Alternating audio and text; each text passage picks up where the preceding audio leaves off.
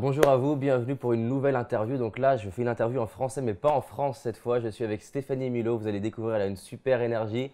Elle est conférencière, auteure. Elle a un super défi aussi de 22 jours. Mais le mieux, c'est que je lui laisse la possibilité de le présenter. Donc elle est avec moi. Suivez cette interview. Vous allez l'adorer, je vous assure. Salut Stéphanie. Salut, Tu vas bien? Ça va super bien, toi? Très bien. Je découvre l'énergie des Québécois. Vous avez une belle énergie. Je pense que vous devriez faire plus de conférences et des formations en France. On a besoin d'apprendre ça. Oui, je suis allée récemment. On va en parler On va en justement. parler justement. Alors du coup, je te laisse te présenter auprès des personnes qui me suivent. Voilà, qu'est-ce que tu fais aujourd'hui? Qui es-tu?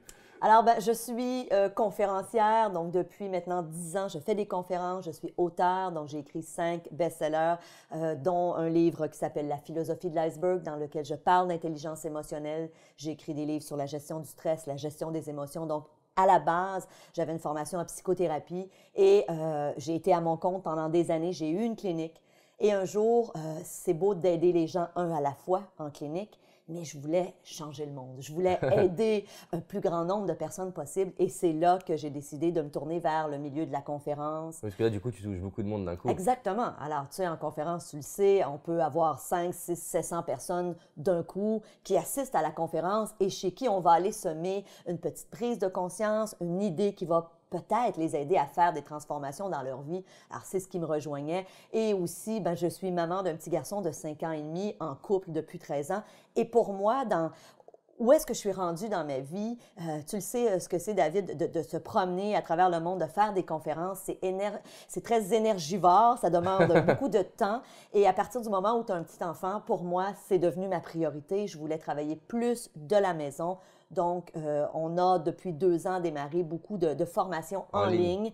Alors, j'ai mon studio à la maison, ce qui fait qu'à 16 heures, quand l'école de mon fils est terminée, je peux aller le chercher. C'est Je génial. travaille 80% de mon temps chez moi. On va en parler aussi, comment trouver l'équilibre justement famille, travail. Je pense qu'il y a beaucoup de personnes qui se posent la question et même peut-être plus spécifiquement des femmes Oui. qui des fois sont encore plus challengées par cette idée des enfants, le mari, Comment le travail. concilier tout ça? Comment concilier tout ça? Je pense que c'est un défi pour vous aussi en Europe. Ça l'est ici au Québec. C'est clair.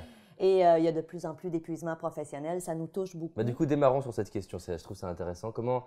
Est-ce que ça a été simple de faire le changement, d'accepter, peut-être de lâcher des choses? Comment tu t'y es pris? Écoute, je te raconte brièvement mon histoire. Moi, je suis enfant unique. Et à 8 ans, pour la première fois, j'ai vu mon père faire une crise de panique. Alors, anxiété, peur de mourir, perte de contrôle totale. Et cet épisode-là a été le début par la suite de plusieurs épisodes dont j'ai vu mon père être vraiment, tu sais, perdre le contrôle. Et quand tu as 8 ans et que tu vois ça comme petite fille, un, ça te marque. Et deux, tu te dis, jamais je ne veux vivre ça. Ce qui fait que... C'était déjà... Est-ce que vous dites au Québec burn-out? Non, c'était vraiment attaque de panique. D'accord. Burn-out, pour nous, c'est un épuisement professionnel et c'est relié au travail. Okay. Donc, c'est souvent quelque chose qui prend du temps à s'installer. Une crise de panique, souvent, ça provient de phobie. Et la personne, sans aucune raison, tout d'un coup, a des palpitations cardiaques, a l'impression de mourir, a l'impression qu'elle fait une crise cardiaque. Donc, vraiment, et a l'impression de manquer d'air, de suffoquer. C'est très souffrant. Et mon père souffrait d'anxiété généralisée. Ce qui fait que je me rappellerai toute ma vie, je devais avoir 16 ans un soir, je me suis couchée en me disant, moi là, je vais tout faire pour, ne pas vivre ça et pour sauver mon père. Ça explique pourquoi tu as fait ce métier un petit Exactement. Et j'ai commencé à lire à cette époque-là des livres pour atteindre l'équilibre de vie, pour être heureuse. Je me rappelle, j'avais lu un livre d'une auteure québécoise, Michèle Morgan, qui était « Pourquoi pas le bonheur ?» Et je te parle de ça, là, imagine, j'ai 16 ans à cette époque-là. Et dans ce livre-là, elle parlait de programmer notre subconscient. Alors, tu peux imaginer, elle était très précurseur à l'époque, de parler de ça, de se programmer pendant 21 jours. À l'époque, on croyait que ça prenait 21 jours pour changer une habitude. On sait aujourd'hui que c'est plus, mais en tout cas. Et pour moi, ça avait été vraiment le début d'une quête dans ces lectures-là. Et par la suite, j'ai tout lu, tous les livres que tu as fort probablement lus, allant d'Anthony Robbins, de Zig Ziglar. J'ai tout lu, les livres de croissance personnelle, de développement. Si tu venais chez nous et tu voyais ma bibliothèque, c'est incroyable. C'est que ça. Je connais. J'ai jamais lu un roman de ma vie, je lisais ça. Et mes amis me disaient, ben voyons donc, c'est tout du pareil au même. Non. Chaque auteur a sa saveur. À l'angle. Oui, et ne serait-ce qu'une phrase chez un auteur qui va venir me marquer, ben ça aura fait la différence. Bref, C'est C'est ce qui vraiment a fait. intéressant, là je note ce truc-là, parce qu'il y a beaucoup de gens qui effectivement se disent oui mais c'est pareil. Effectivement des fois il suffit d'une phrase sur 200 ou 300 pages pour que cette phrase-là elle fasse énormément de différence. D'une part, et d'autre part, il y a une phrase qui va te marquer aujourd'hui qui ne t'aurait pas marqué il y a 5 ans, parce que tu n'étais pas rendu là. Alors souvent, moi, je dis aux gens, relisez certains livres que vous avez lus dans le passé qui vous ont marqué, parce qu'aujourd'hui, avec la nouvelle personne que vous êtes, le cheminement que vous avez fait, vous allez accrocher sur des choses différentes, vous allez faire d'autres prises de conscience, vous allez lire des choses que vous aviez pas porté attention il y a 5 ans ou il y a 10 ans. Et ça, c'est très puissant de faire ça.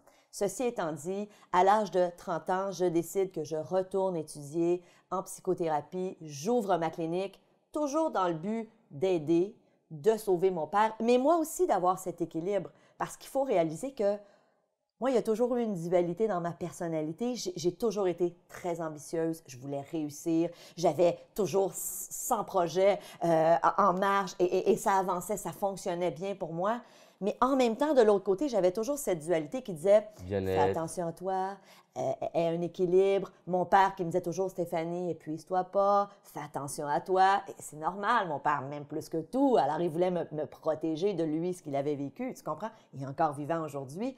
Donc, il y a toujours eu cette quête-là de dire « Oui, je veux me réaliser et je veux faire de grandes choses. » Et encore là, la définition de grande chose, David, tu le sais, elle est très relative, elle est différente pour chacun d'entre nous. Mais moi, j'avais ma perception de les grandes choses que je voulais faire, mais toujours en conservant cet équilibre. Et honnêtement, je peux te dire que ça a été la quête de toute ma vie et j'ai réussi à faire ça. Pratiquement toute ma vie, j'ai eu cet équilibre-là où vraiment, je peux dire que oui, je me réalisais, mais en même temps, je fais beaucoup attention à moi, je prends soin de moi. Et j'ai mis en place, avec les années, un mode de vie où je suis très présente pour mon fils, mon conjoint, parce que c'est ma priorité, pour mes parents qui sont encore vivants, pour les gens proches de moi, ça c'est ma priorité. Et en même temps, je me réalise professionnellement, mon désir d'aider les gens est toujours aussi présent. Est-ce que tu as dû accepter de lâcher certaines choses ou lâcher Tout à fait. David, j'ai appris à dire non.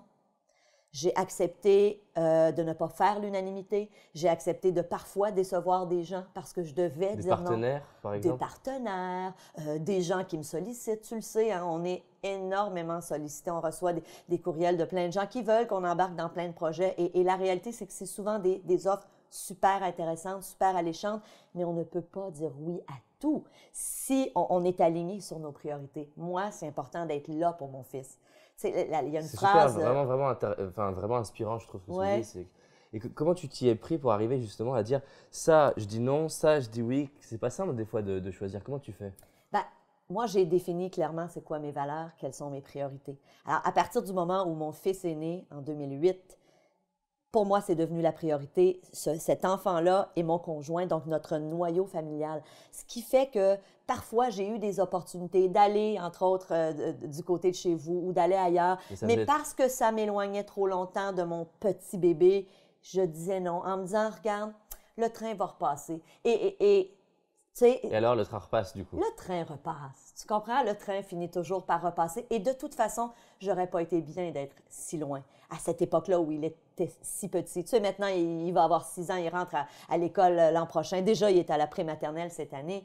Donc déjà, toute la journée, j'ai plus de temps pour mon entreprise, mais ces premières années de vie-là, pour moi, c'était super important. Les fins de semaine, les week-ends, pour moi, c'est super important. C'est sacré d'être avec mon fils, mon conjoint. Alors, ça devient facile. Quand tes priorités sont claires, quand tu sais ce qui est le plus important, tout devient plus facile. C'est plus facile de dire non. C'est facile de déléguer aussi parce que c'est une autre chose que je fais beaucoup, de dire je délègue. Je ne détiens pas la vérité ultime. Je suis pas la meilleure à tout faire. Donc, quand j'ai démarré mon entreprise à l'époque, tu sais, je faisais tout, ma comptabilité. À un moment donné, je me suis dit non. Où est-ce que je suis le meilleur, moi? Moi, le meilleur, c'est sur un stage, quand je fais une conférence, c'est en avant d'une caméra, quand je fais une entrevue, c'est ce que j'aime. C'est là, selon moi, où j'apporte le plus de valeur. Quand je fais de la comptabilité, là, j'ai pas de fun. Tu perds ta valeur. Et j'amène pas de valeur. Il y a quelqu'un qui le fait mieux que moi. Tu comprends? Donc, d'avoir ce lâcher-prise-là aussi sur certaines tâches, certaines responsabilités et me concentrer sur l'essentiel. C'est vraiment génial. Donc, effectivement, focaliser sur ce qui est important. Déjà, définir ce qui est important. Ouais. Et du coup, Par rapport à cette histoire professionnelle, est-ce que tu as dit, bon, ce rêve, du coup, ne sera pas possible ou j'accepte de ne pas le réaliser? Est-ce qu'il y a eu des trucs de ce genre-là, des peurs de... Pas du tout. Ok. Pas du tout parce que je savais que c'était un rêve que j'avais mis à pause pour quelques années. Et tu vois, aujourd'hui, Donc, mon il n'y avait pas fils... d'impatience. Non, parce que j'étais bien dans mon rôle de mère, parce que j'ai eu mon fils à un moment dans ma vie où c'était prévu, c'était voulu. Mon conjoint et moi, on s'est dit, on est rendu là. Mon conjoint avait 42 ans quand notre fils est né. Moi, j'en avais 37. Donc, si vous calculez vite, là, je vais avoir 43 bientôt. Alors, mais on était rendu là. Tu comprends? À 25 ans, j'étais pas là. J'étais aux études. Je veux dire, je mangeais du lion. Tu comprends? J'étais pas là professionnellement. Aujourd'hui, je le suis. C'était le moment, quoi. Alors, ça a été pour moi de dire, je mets un peu, oui, ma carrière à pause. Avant d'avoir mon fils, j'écrivais un livre par année que je publiais. Quand j'ai eu Louis-David, j'ai cessé. Et là, je viens d'en ressortir un à l'automne dernier. Et maintenant, je peux l'inclure dans mes activités. Tu comprends? Alors là, on repart un club cet automne où on va une fois par mois avoir des événements publics. Mais maintenant, mon fils va venir. Alors, il va me voir en conférence, il m'a déjà vu, il se joint à nous. Moi, je veux qu'il entende ça. Il peut même monter sur scène. Sure, il peut monter sur scène. Alors, tu sais, là, il peut se joindre. Je veux qu'il soit dans ce bain-là de positivisme, d'attitude gagnante, hein, pour reprendre ton site. Pour moi, c'est important. Mon fils, déjà à 5 ans et demi, souvent, il me dit « Maman, il dit, j'ai l'attitude d'un gagnant. » Et des fois, il me dit « Je suis dressed for success. » Parce que je lui dis « Louis-David, il y a certaines circonstances où il faut être habillé pour le succès. Dressed for success. » Alors, il redit ça, imagine-toi. C'est adorable. Tu devrais l'interviewer, oui. Surtout qu'en plus, je trouve qu'il y a tellement de points communs chez les enfants, le comportement des enfants et la réussite, entre la persévérance, l'intuition, les émotions, ils sont brillants en fait. Tout à fait. C'est incroyable. Et je me dis, quand jeune, et tu sais, moi, j'ai une expression que j'utilise, je ne sais pas si vous l'utilisez en France, mais c'est important que les bottines suivent les babines. Alors, qu'est-ce que ça veut dire? Non, je ne dis pas, mais on a quelque chose de similaire. Ça veut dire il faut être cohérent. Je ne peux pas dire à mon enfant, aie une bonne attitude si moi, j'ai une attitude exécrable. Je ne peux pas dire à mon enfant, alimente-toi bien, mange des fruits et des légumes si moi, je mange du fast-food. Tu comprends? Ouais. Alors, il faut avoir cette cohérence et l'enfant va embarquer naturellement là-dedans. Ouais. Si toi-même, tu prêches par l'exemple, moi je suis une fille sportive, mais mon fils veut pas me voir faire du sport. J'adore lire, mon fils me voit lire. J'ai pas besoin de lui dire, Louis-David, il faut que tu lises. Là. Il me voit. Il me voit, il voit. J'aime beaucoup ça. La phrase de Gandhi, moi, qui à chaque fois j'en parle, elle m'habite, c'est « Be the change you want to see in the world ». J'aime bien dire aux gens « Be the change you want to see in your children, in your family ». Tout à fait. On est le meilleur exemple. C'est ça, c'est cool. Ouais. Alors, tu parles d'amélioration et qu'est-ce que c'est pour toi l'amélioration? J'ai pas mal de questions par rapport à ça. Ben, pour moi, s'améliorer, mon site web, c'est Osez vous améliorer. Ce que je fais, c'est que je dis aux gens, regarde les principales sphères de ta vie, donc la sphère famille, couple, enfants, si tu as des enfants. Regarde ta vie professionnelle, regarde ta santé, regarde ta sphère financière, la sphère développement personnel, la sphère amis, loisirs, détente. Regarde ces différentes sphères-là et pose-toi la question, si en date d'aujourd'hui, j'avais à me donner une note de satisfaction sur ces différentes sphères de ma vie, quelle serait cette note? Et par la suite, pose-toi la question, quelle sphère est-ce que je veux améliorer? Dans quelle sphère est-ce que je dois investir du temps? Parce que tu le sais, David, on a tous le même nombre d'heures dans une semaine. Ouais, c'est con. Hein. Tu n'en as pas plus que moi, j'en ai pas plus que toi, on a 160 j'ai un secret. Tu as un secret? Alors, on en reparlera après l'entrevue. Alors, on a tous le même nombre d'heures. Et c'est à nous de décider où on l'investit. Alors, quand on parle de s'améliorer, pour moi, c'est est-ce que je suis satisfait de l'ensemble des sphères de ma vie? Tu sais, il y a un proverbe qui dit on peut réussir dans la vie ou réussir sa vie. J'ai connu des gens qui avaient réussi dans la vie, donc ils ont réussi professionnellement, la grosse voiture, la grosse carrière, les succès professionnels. Mais ce sont des gens qui, de l'autre côté, n'étaient pas là pour leur famille, ont payé le prix de leur santé. Le meilleur exemple, je ne sais pas si tu as vu le film de Steve Jobs. Oui, Steve Jobs, c'est un exemple. Quel beau film! J'aurais aimé pouvoir parler à cet homme-là sur son lit de mort parce qu'on le voit dans le film, tu sais, il s'est repris à la fin de sa vie avec sa fille, mais c'est un homme qui n'a pas été là pour sa fille. Alors, il a réussi professionnellement, mais pour moi, j'envie pas ça. Comprends-tu? Même pour ses employés, ça a été dur, quoi. Tout à fait. C'est ses partenaires du début, des premiers jours. On le voit à un moment donné, dans un moment très touchant où son partenaire lui dit « Moi, je quitte le bateau » parce qu'il dit « C'est pas ça qu'on voulait. » Bref, pour moi, je veux réussir ma vie. Et réussir ma vie, c'est d'être heureuse dans toutes les sphères de ma vie et de continuellement m'améliorer parce que la vie, ça fluctue. Alors, il y a des années où tout est au rendez-vous. Ça va bien professionnellement, ça va bien dans le couple, ça va bien dans la relation avec les proches, ta santé se porte bien et pouf, il peut arriver quelque chose, tu perds ton emploi, l'entreprise va moins bien, tu as une maladie, tu as la mort d'un être cher, tu as des difficultés dans ton couple. Bon, il y a plein de choses qui arrivent dans la vie. Alors, comment tu gères justement ces situations un peu plus compliquées? Écoute, on a envie tous des défis. Moi, j'appelle ça des défis. J'aime pas appeler ça des difficultés. Je me dis c'est des défis, c'est des choses qui sont là pour nous faire grandir, même si sur le coup, souvent, on se dit j'ai hâte de voir comment je vais grandir à travers ça. Tu sais, sur le coup, quand tu te fais diagnostiquer un cancer ou si ton enfant a une maladie, c'est sûr que tu en veux à la vie. C'est un réflexe humain. Ceci étant dit, je crois fermement qu'il n'y arrive rien pour rien. J'ai vu récemment, je ne sais pas si vous le connaissez en Europe, mais ici, il est très, très connu au Québec, Pierre Lavoie, qui est le fondateur du défi Pierre Lavoie, il fait bouger le Québec au complet par ses longues, j'allais dire promenades, c'est pas le bon mot, mais il fait bouger les gens en vélo. Alors, tu iras t'informer, le défi Il habite Pierre où, lui? Est-ce que peut-être qu'on pourrait le contacter? Je pense qu'il est au Lac-Saint-Jean. D'accord, Mais c'est oui, loin? tu aurais avantage à le contacter. Rapidement, son histoire, ce gars-là a eu 2 enfants qui sont décédés d'une maladie au Lac-Saint-Jean, qui est très connue là-bas, cette maladie-là. Et lui, à un moment donné, tu sais, quand tu perds 2 enfants de façon aussi tragique, 2 enfants en bas âge d'une maladie, il s'est dit, mon Dieu, qu'est-ce que je peux faire? Et dans un cas comme ça, tu as 2 choix. Hein. Tu peux décider que tu t'effondres et que tu vas mettre fin à tes jours, puis à la limite, on pourrait presque comprendre. Mais lui a décidé de non, de se relever, de mobiliser les gens. Aujourd'hui, il fait des conférences pour dire aux gens l'importance de bouger des saines habitudes de vie. Il prend son histoire, son expérience de vie pour inspirer les gens, dire oui, vous avez parfois des défis dans votre vie, des difficultés, mais sachez qu'on peut passer à travers. Alors, tu sais, je suis sûre que tu es d'accord avec ça. Tout est une question de comment je regarde ce qui arrive dans ma vie. Ça, c'est clair. Ouais. Tu as eu des défis, j'en ai eu dans ma vie. Il y en aura. Il y en aura d'autres. Donc, dans les moments difficiles, je me dis, il faut premièrement dire merci pour toutes les belles choses qui restent dans notre vie parce que c'est rare que tout va mal. Contrairement à ce qu'on dit des fois. Contrairement à ce qu'on dit souvent. Oui, Okay? En thérapie, moi, pendant 10 ans, j'ai eu des clients qui arrivaient, qui s'assoyaient dans mon bureau en me disant « Ah, tout va mal! » Et là, je commençais à leur dire « OK, parle-moi de ta santé. Ah, ça va bien. Parle-moi de ton travail, au boulot. Ah, ça va. C'est mon couple qui va mal. OK, mais tout ne va pas mal. Si tu as la santé, dis merci la vie. Juste ça, tu devrais être hyper reconnaissant. Donc, moi, dans les moments où ça a été plus difficile, je mettais toujours l'emphase sur tout ce que j'avais. Et même souvent, je l'écrivais. Et je remerciais la vie. Hein. Je suis sûre que le concept de gratitude, vous connaissez, tu en parles sûrement. Ouais, tellement important.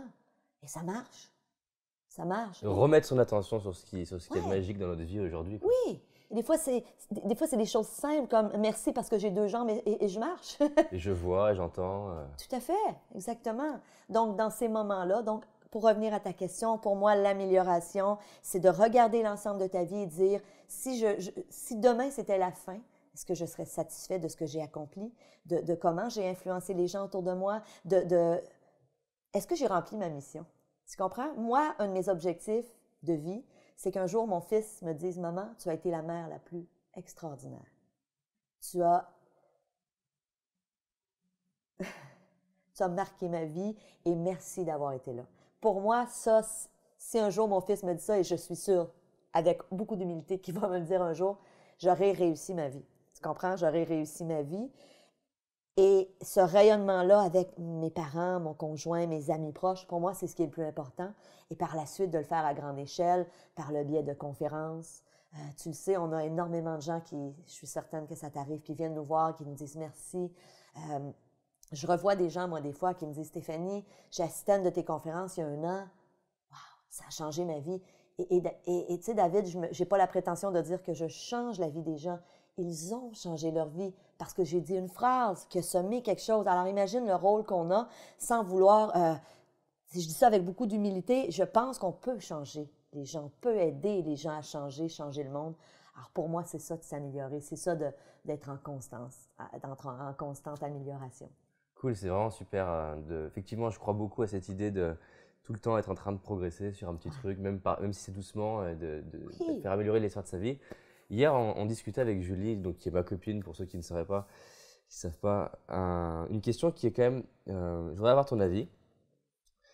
D'un côté, on va parler de gratitude, d'avoir de la gratitude sur la vie qu'on a, et d'un autre côté, on va parler d'amélioration ou de performance des fois.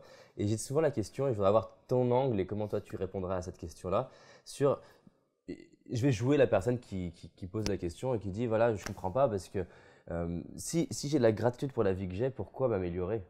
Oui, c'est une bonne question. Et alors, pour aller plus loin sur notre truc, on débattait un petit peu hier aussi en disant, il y a Les Brown qui fait une vidéo et il dit, vous devez être insatisfait. Et quelque part, à la fois je le comprends, et à la fois ça peut se dire, mais quelque part je pourrais être satisfait de ma vie et je pourrais me dire, ça suffit. Donc du coup, est-ce qu'à un moment donné ça suffit? Parce que c'est souvent un truc qu'on me dit, David, mais est-ce qu'il n'y a pas un moment donné où on arrête de vouloir toujours plus, toujours plus, toujours plus? Voilà, j'aimerais avoir Je pense qu'il faut faire attention. Quand on parle de toujours plus, est-ce qu'on parle de matériellement? Matériellement, moi, je pense que sur notre lit de mort, ce qu'on va se rappeler, c'est pas « Ah, wow, j'ai conduit une belle Mercedes » ou « J'ai fait tant par année ». Je pense pas que c'est ça qu'on va se rappeler. On va se rappeler des rencontres significatives, des moments marquants, des belles expériences qu'on a vécues avec les gens importants dans notre vie. C'est ça que je veux, moi, bercer comme souvenir quand je serai très, très, très vieille, parce que j'espère que je vais vivre longtemps. Donc, pour moi, la gratitude, la reconnaissance, de faire preuve de gratitude, c'est de dire à tous les jours, je dis merci la vie pour ce que j'ai, mais ça ne m'empêche pas de vouloir continuer à rayonner. Et pour moi, rayonner, c'est continuer à m'améliorer, c'est continuer à être la meilleure personne, à être la meilleure moi-même au quotidien. Et par ce rayonnement-là, veux pas, je contamine mon entourage positivement. Je contamine mon fils en premier, mon conjoint, mes parents, mes amis proches, et ensuite, dans un cercle plus élargi, les gens que je rencontre au quotidien. Parce que rayonner, pour moi, oui, on le fait par le biais de nos conférences, par le biais de ce qu'on fait via le web, par nos livres, mais au-delà de ça, c'est au quotidien. Ce matin, je suis arrivée ici à l'hôtel, j'ai laissé mes clés de voiture au portier et il ne m'a pas donné de coupon, tu sais, pour ma voiture. Alors, je lui ai dit, vous ne me laissez pas de coupon, vous allez me reconnaître. Tantôt, il dit, comment est-ce que je pourrais oublier un si beau sourire? Et ça m'a fait rire parce que je me suis dit, c'est vrai, il y a sûrement des gens qui arrivent et qui lui lancent ses clés, qui lui parlent à peine. Et moi, je me dis, au quotidien, comment on peut marquer les gens par un sourire, tenir la porte à quelqu'un? Tu sais, je suis allée à Vichy, hein, je te le disais tout à l'heure. Je suis allée à Vichy et on m'avait dit, ah, tu vas voir en France, les gens, c'est pas comme au Québec. Et moi, je voulais pas partir avec cette idée-là, David. Je me disais, non. Et je te jure, toutes les personnes que j'ai rencontrées, que ce soit à Vichy, à Paris, partout, tout le monde a été tellement gentil. Allant du chauffeur de taxi au portier à l'hôtel qui m'a accueilli à Paris, au restaurateur qui m'a accueilli dans son restaurant à Paris et finalement on a fini la soirée en gros parce qu'ils m'ont invité, moi la petite Québécoise qui était seule à une table, les gens à Vichy qui étaient tous des banquiers supposément très, tu sais, rationnels et tout le monde. Alors je me dis, pourquoi ça? Je ne suis pas plus gentille qu'un autre, mais je suis souriante. Je pense que j'essaie le plus possible de rayonner. Et veut pas, moi je dis qu'on récolte ce qu'on sème. Donc quand je donne un sourire, j'obtiens un sourire. Quand je donne du temps, j'obtiens du temps. Quand je donne du respect, j'obtiens du respect. Donc quand on dit, est-ce que je dois continuer cette quête de toujours vouloir plus? Oui, je veux toujours m'améliorer plus. Est-ce que je veux accumuler plus de biens? Tu as raison. Pas nécessairement. Il y a eu des études qui ont prouvé qu'à partir d'un certain montant d'argent, ça ne fait plus la différence. Ça ne fait plus aucune différence. En autant que tes besoins de base sont satisfaits, que tu n'as pas de souci à payer tes comptes à la fin du mois, mais à partir d'un certain montant, que tu en ferais 50 fois plus, tu ne seras pas plus heureux. Donc, ce n'est pas une question d'argent, mais oui, je pense qu'on a avantage à continuer à toujours vouloir s'améliorer parce que plus je suis une meilleure personne, plus je rayonne. Alors du coup, merci pour ta réponse, hein, que je trouve vraiment, vraiment puissante et qui va aider, je pense, certaines personnes à… J'ai envie de plus en plus à aider les gens à voir les subtilités et pas seulement les messages de base. Alors, comment tu t'y prends? Parce que c'est peut-être inconscient pour toi et du coup, on va mettre de la conscience dessus. Là, je comprends bien effectivement l'idée que c'est pas seulement pro ni accumulation, mais c'est l'ensemble, comment je fais pour rayonner plus, comment je fais pour être la personne que j'ai envie d'être de plus en plus, incarner ce en quoi je crois, respecter les gens que j'aime, respecter tout le monde. Et ça, et le côté impatience. Parce qu'il y a souvent, chez beaucoup de personnes que j'accompagne, à commencer même par moi, ce truc de oui, ok, j'ai de la gratitude, mais je voudrais ça plus vite, ou ça maintenant, ou cette relation qui change maintenant, ou Et même dans mes formations, je vais avoir des gens qui viennent et je vais leur donner des clés de communication et ils voudraient sortir de la journée et c'est bon, parler déjà comme moi ou arriver à être sur scène, être à l'aise ou créer un réseau en 2 secondes. Et quand on regarde le chemin, on se rend compte que ça a été parfait qu'on attende. Mais comment on fait Sur le coup? sur le coup pour arriver à réaliser que c'est bien qu'on attende? Oui. C'est une super bonne question. Et honnêtement, je sais que tu parles un peu de la loi de l'attraction, ben, pas mal dans les choses que tu fais. J'ai vu des vidéos. Et tu sais que ça va à l'encontre. Hein? La loi de l'attraction dit que si on pousse trop, ça n'arrive pas. Ouais. Alors déjà là, il faut réaliser ça. L'autre chose, moi, je crois tellement au proverbe qui dit « chaque chose en son temps ». Et très souvent, quand on veut aller trop vite, on brûle des étapes. Et il y a Robin Sharma, que j'aime beaucoup, que tu dois connaître, qui parle dans un de ses programmes, il dit « Soyez patient ». D'ailleurs, il est au Canada. Il est à Toronto. D'ailleurs, je vais le voir le 7 et le 8 juin. Je vais faire son séminaire de 2 jours. Si ça vous tente de vous joindre, écoute, super beau.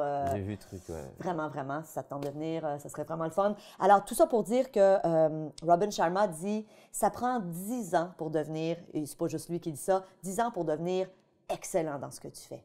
Donc, stay focus, garde ton focus, sois patient, sois persévérant, fais un petit pas à la fois. Je le sais que c'est pas facile, mais garde. Et moi, je te jure, si tu viens chez moi, tu vas le voir, c'est écrit dans mon miroir dans la salle de bain. Stay focus, 10 years. J'ai écrit ça pour me dire, Stéphanie, une bouchée à la fois. Il y a Malcolm Gladwell qui dit 10 000 heures aussi. Ben oui, ça correspond à peu près en termes de durée. Exactement. Alors, on parle à peu près 10 ans. Et tu sais, pour s'améliorer, le concept a été un peu défait parce que le concept des 10 000 heures pour devenir excellent dans quelque chose, que effectivement Malcolm citait dans son livre, il y a des gens qui l'ont repris en disant, attention, si tu fais pendant 10 000 heures quelque chose mais que tu ne le fais pas bien, tu ne t'amélioreras pas.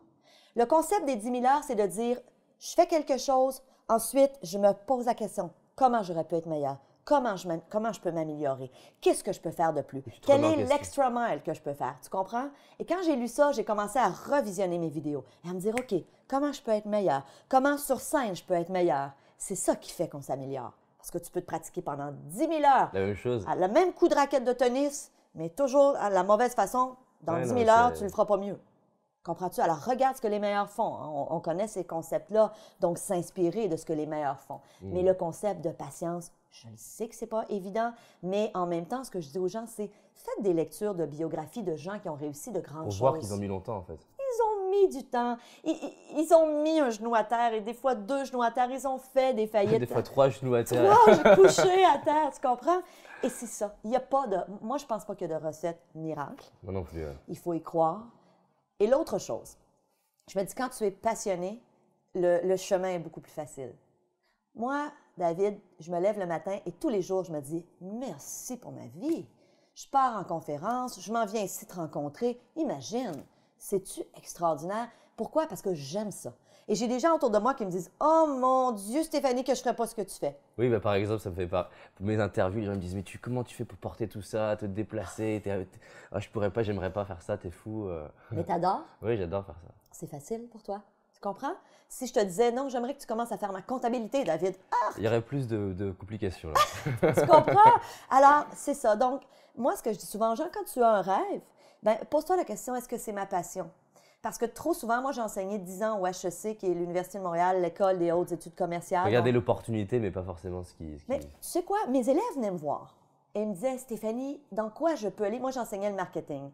Et mes élèves, évidemment, sortaient du baccalauréat en marketing et ils voulaient faire de l'argent. Comprends-tu? Et souvent, ils venaient me voir en me disant, Stéphanie, dans quoi est-ce que je peux aller pour faire beaucoup d'argent? Et je leur disais, mauvaise question. Pose-toi la question, qu'est-ce qui te fait triper? Qu'est-ce qui te fait vibrer? Quelle est ta passion?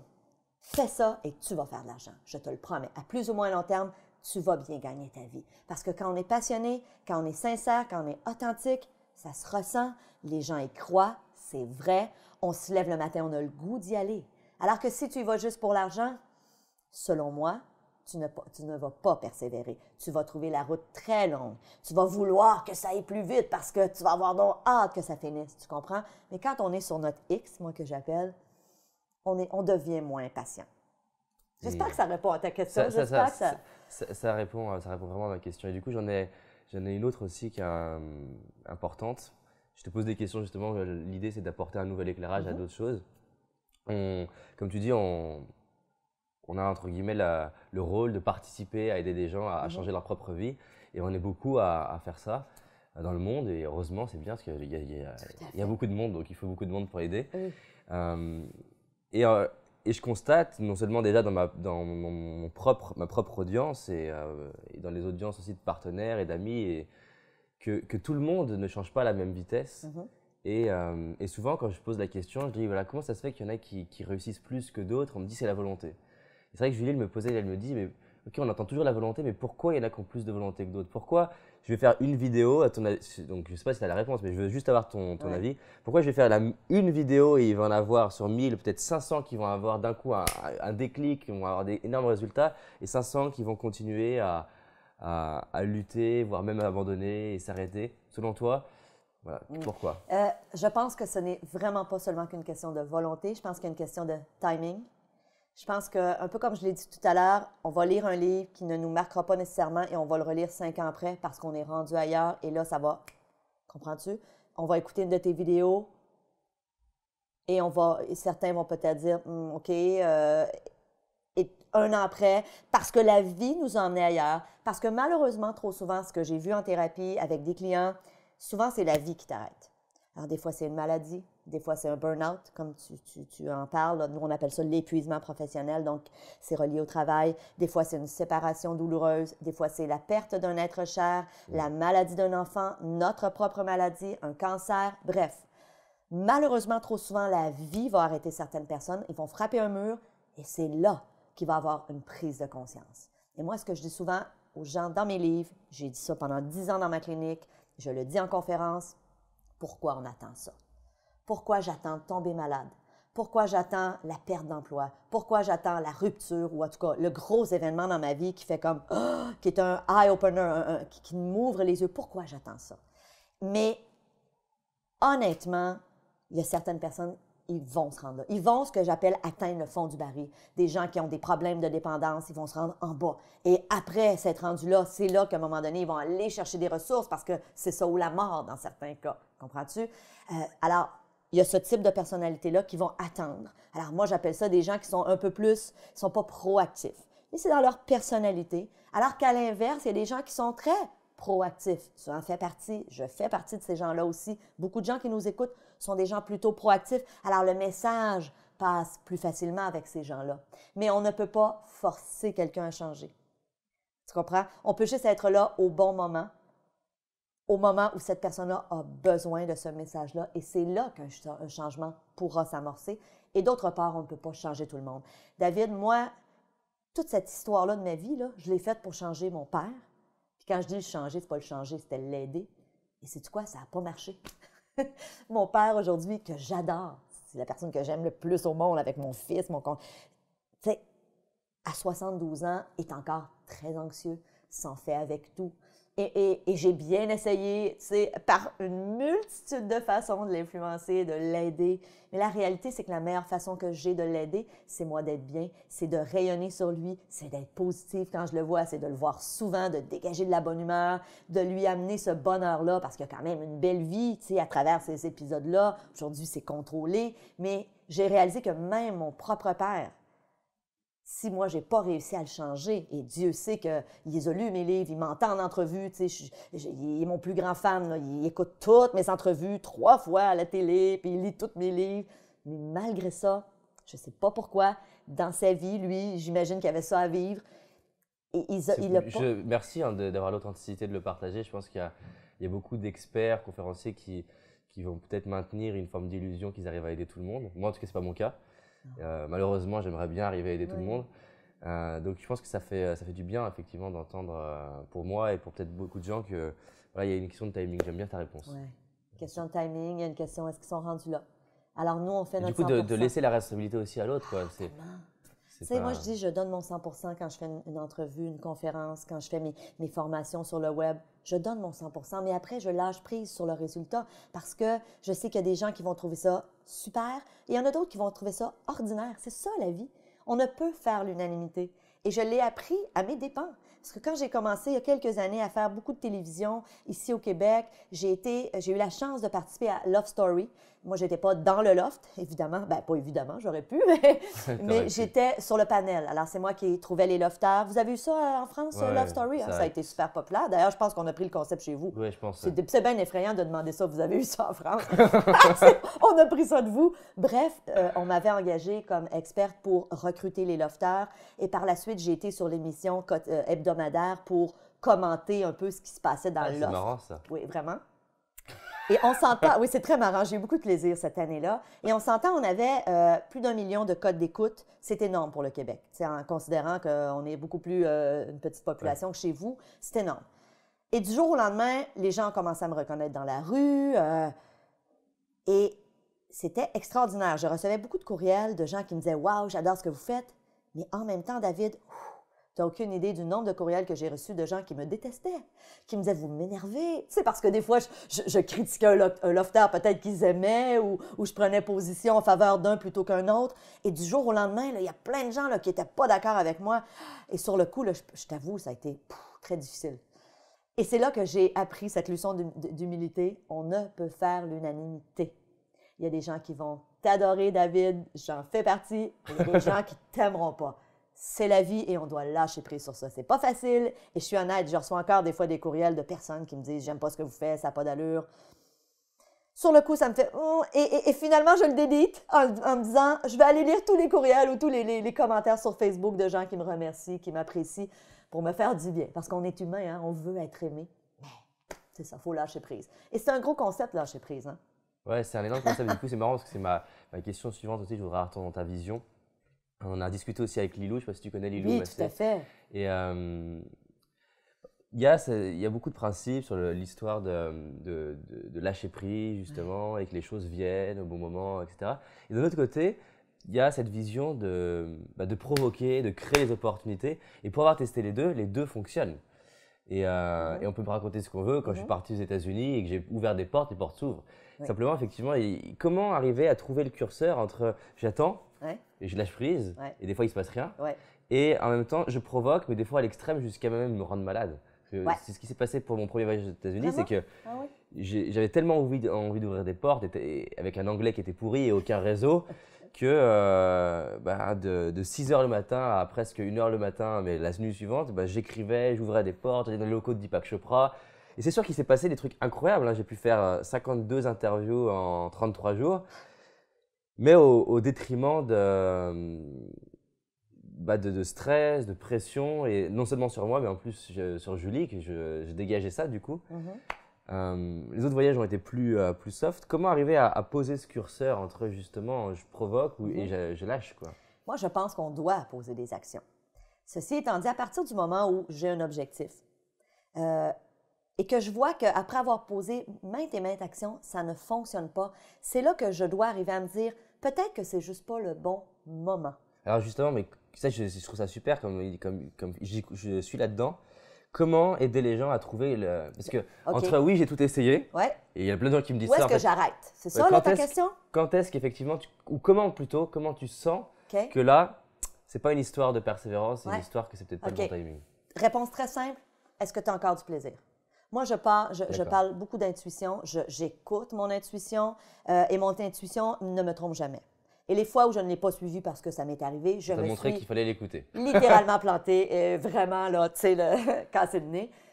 Donc, tant et aussi longtemps que j'ai du plaisir dans quelque chose, que je me dis, oui, OK, je continue, je persévère dans cette voie-là, go, j'y vais. Donc, le plaisir, c'est la réponse. Le jour où je n'ai plus de plaisir, je te le dis, pour moi, dans mes valeurs de base, il y a la liberté, mais tout de suite après, le plaisir. À chaque fois, quand Julie m'a écrit cette semaine pour me dire « Est-ce que tu veux venir nous rencontrer? » Je me suis dit « Ah, on va avoir du plaisir. » C'est pour ça que j'ai dit oui.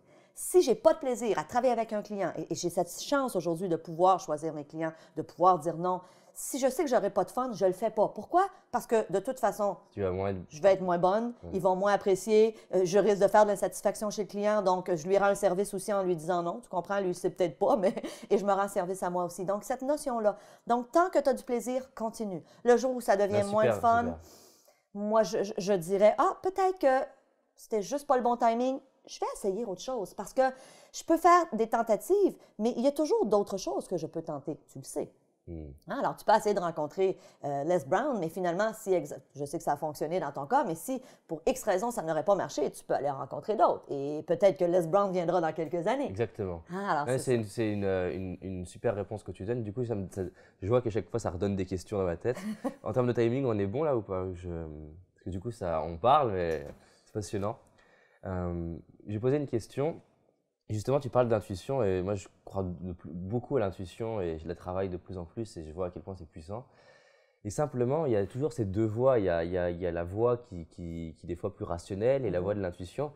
Et j'ai pas mal de personnes, des fois moi, comment arriver des fois à écouter la voix de l'intuition qui des fois donne un truc qui paraît pas rationnel. Par exemple, va louer tel hôtel. Rationnellement, ça paraît pas du tout bien de le faire. OK. Et l'autre qui dit non, il faut mieux que tu fasses ça et ça et ça et ça. Comment tu t'y prends pour arriver à dire je vais vraiment écouter ou je sais que c'est de l'intuition Ben, moi, je te dirais, écoute-la ton intuition. Donc, le rationnel, souvent, va essayer, alors moi, j'appelle ça le petit ange et le petit démon. Donc, le petit démon, des fois, va essayer de te détourner de ton chemin, mais écoute cette intuition-là. Si ton intuition, si ton feeling te dit, va là, fais-le. Et par expérience, comme je te l'ai dit tout à l'heure, je peux te dire qu'habituellement, quand on suit nos intuitions, on ne se trompe pas. Et toutes les fois où j'ai pris des décisions plus rationnelles, où, exemple, ma tête me disait de faire quelque chose, mais que mon cœur disait autre chose et que j'ai écouté ma tête, ça n'a pas fonctionné. Et je sais que c'est difficile des fois, surtout pour des gens très rationnels, très dans leur tête. Et c'est ça qu'ils doivent apprendre à faire, à descendre ici au niveau de l'intuition, au niveau du cœur. Et encore là, je reviens à c'est quoi ma mission de vie? Qu'est-ce qui est important pour moi? Qu'est-ce que je veux? Et qu'est-ce que je peux faire pour m'y rendre? Alors, dans une décision comme louer cet hôtel ou un autre hôtel, je me pose toujours la question, et ça m'aide. Si je vais avec mon intuition, c'est quoi le pire qui va arriver si je me trompe?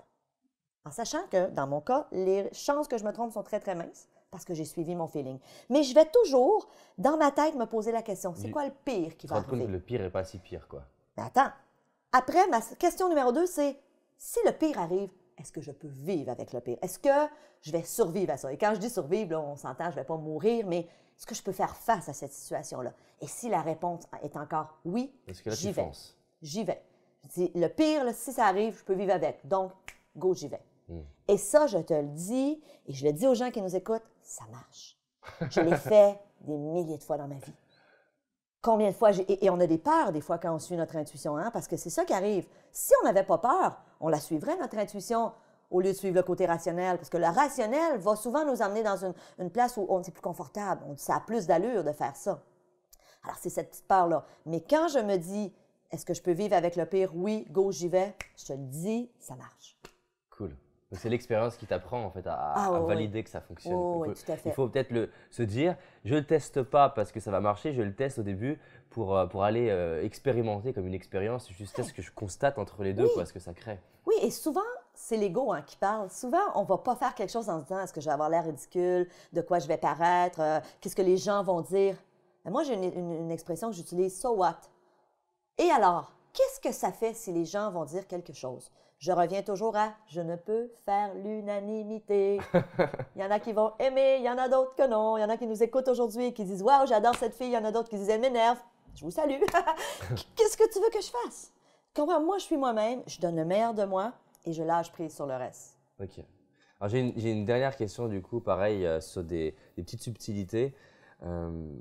Et c'est assez intéressant tout ce qu'on connaît parce qu'il y a quand même beaucoup de messages qui, à première vue, peuvent paraître des fois contradictoires.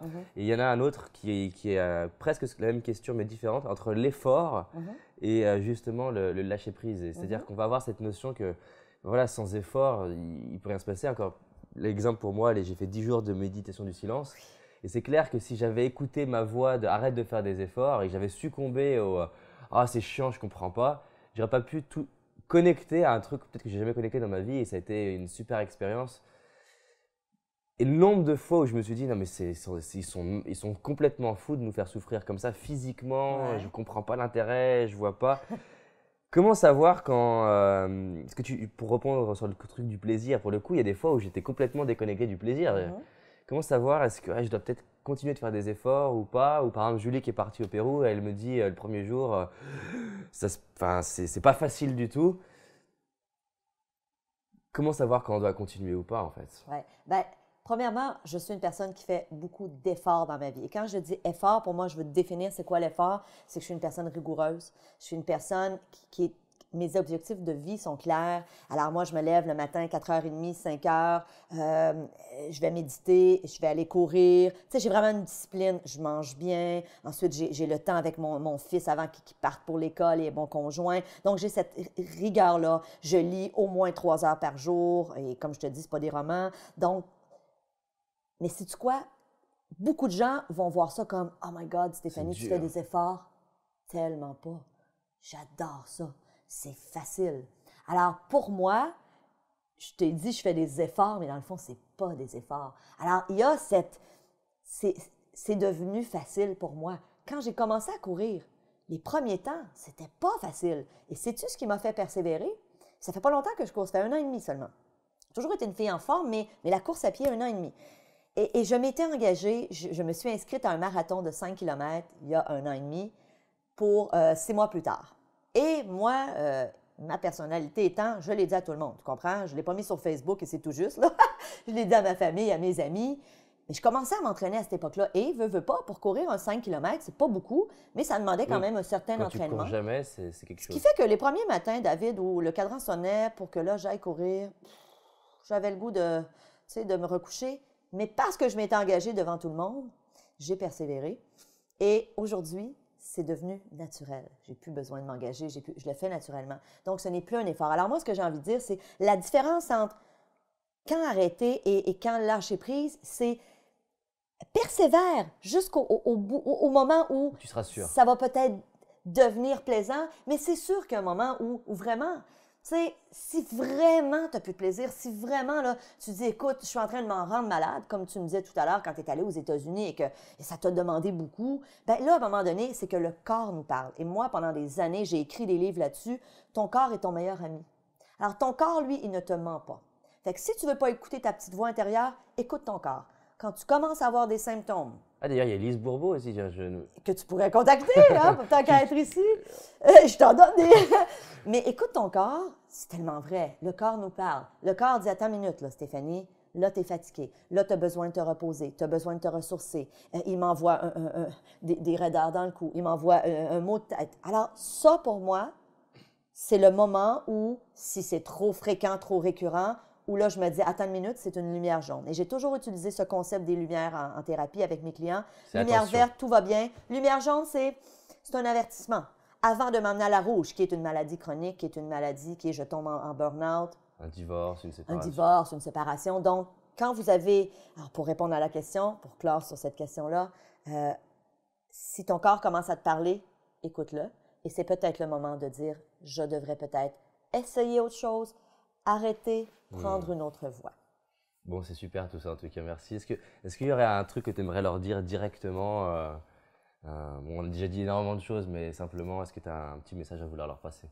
Oui, ben, j'aimerais dire à tous les gens qui te suivent, moi je pense qu'effectivement, je l'ai dit tout à l'heure, mais mes valeurs, c'est vraiment d'avoir du plaisir. Et à tous les jours, posez-vous cette question-là. Est-ce que j'ai du plaisir au quotidien? Et vous savez, le plaisir, je le dis souvent, c'est dans les petites choses simples. Moi, depuis que j'ai eu mon fils, j'ai du plaisir à aller faire l'épicerie. Pourquoi? Parce que j'ai décidé de remettre cette notion-là de plaisir. J'ai du plaisir dans ce que je fais au quotidien. Vous pouvez remettre du plaisir dans votre vie professionnelle et souvent, c'est dans des petites choses. Vous pouvez remettre du plaisir dans votre vie de couple si vous êtes en couple, mais il faut décider de faire cet effort-là, de dire qu'est-ce que je peux faire? Et posez-vous cette question-là, est-ce que j'ai encore du fun dans ma vie de couple, dans ma vie professionnelle, dans ma vie personnelle? Et si la réponse est oui, bravo, parce que vous êtes aligné sur ce qui est important pour vous. Mais si la réponse c'est non, posez-vous la question, qu'est-ce que je peux faire pour remettre du plaisir dans ma vie? Et oui, ça peut impliquer un changement de carrière, un changement d'emploi, un changement dans votre vie de couple. Et des fois, ce n'est pas toujours de changer de partenaire, faites attention, parce que des fois, ça a l'air plus vert ailleurs. Un changement dans votre attitude aussi, parce que le gazon a toujours l'air plus vert ailleurs. Donc, qu'est-ce que je peux faire pour remettre du plaisir dans ma vie? David, je pense que c'est ça le but de la vie. On veut avoir du fun. Et j'ai envie d'inviter les gens, est-ce que tu me permets? Bien sûr, c'est ce que j'allais faire. Pour mon faire. défi? Alors, j'ai conçu ce défi-là il y a quelques semaines. Ça a été lancé, ça fait un mois, je pense, aujourd'hui. On a eu plus de 13 000 personnes la première semaine qui sont inscrites. Pour nous, au Québec, c'est énorme. Alors, défi22jours.com. Donc, si vous avez aimé l'entrevue, imaginez à recevoir à tous les jours, c'est gratuit, pendant 22 jours, un petit vidéo de 5 minutes dans lequel je vous partage des stratégies pour améliorer drastiquement votre vie. C'est gratuit, payant? C'est gratuit.